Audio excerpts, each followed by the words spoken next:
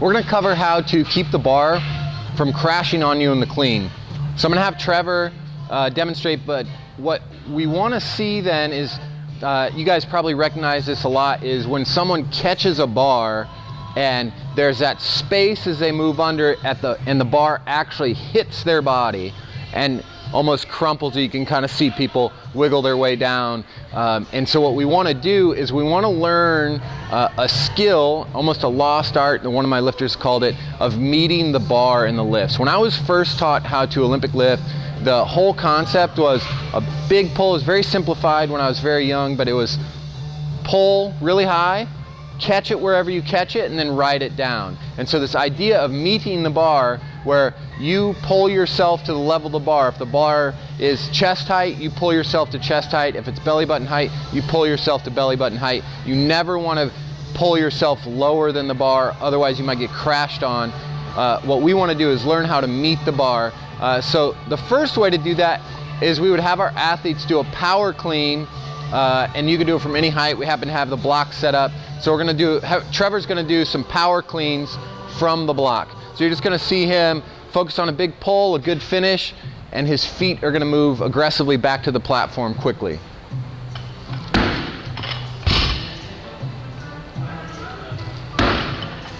See, Trevor is just pulling himself to the exact height. It's perfect, man.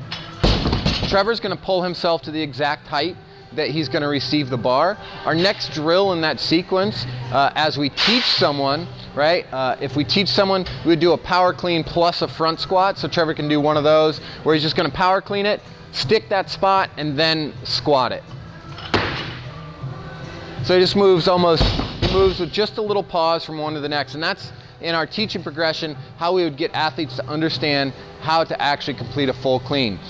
As you go to a more advanced athlete, where they may be getting the bars crashing on them when they receive the lift, you can definitely do a power clean. But one drill I want to introduce you guys to, which I think is super effective, because power cleans for our stronger athletes who have some experience are really going to, could devolve into a wide catch because they're over focusing on the arms, and it could get really ugly really quickly. So one drill that I've gotten from Dane Miller at Garage Strength is to use no feet movements, and this one's going to maintain a pretty good connection on the bar. So this is a no feet power clean. So Trevor's going to start just a little wider with his stance, his receiving stance. Get set, and he's going to pull and just not jump the feet at all, and he's going to meet the bar exactly where he pulls it. So really smooth movement, great timing.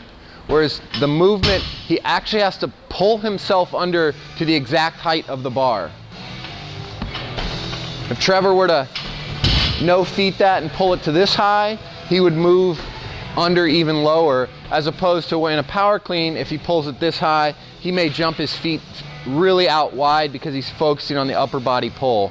So what we like to do is we want to use those power cleans first, because athletes would be more accustomed to that, and then possibly move into a variation like a no feet power clean, where the athlete has to pull themselves under to the exact height of the barbell itself. And we're going to try to eliminate that crash, because that crash is going to take out so much energy for the athlete. It's going to make it really difficult on the front squat part, then more difficult on the jerk portion of the lift, and you're going to result in more missed lifts. So we want to stay connected to the bar, meet the bar where you pull it, and then stand up easily.